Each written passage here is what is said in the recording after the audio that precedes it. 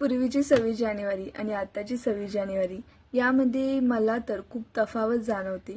म्हणजे मी जेव्हा लहान होती तेव्हा शाळेत जायचंय.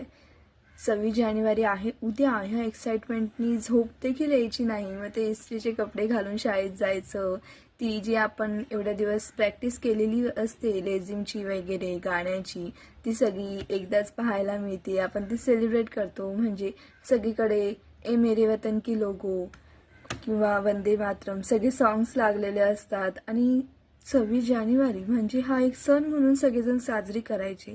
आणि आता आपण उठलो सकाळी बाहेर गेलो की असं वाटत देखील नाही की हा बाबा आज 26 जानेवारी आहे. म्हणजे एखाद दुसरा व्यक्ती तुम्हाला दिसेल व्हाईट कपडे वगैरे घातलेला, कपड्यांवरती देखील नाही. म्हणजे बाहेर गाणे देखील लागलेले नसतात अक्षरशः.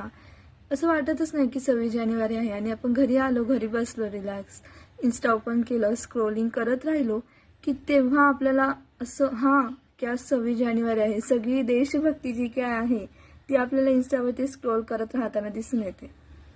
तर म्हणजे हे जे जग चालू आहे ते फक्त मोबाईलद्वारे चालू आहे का?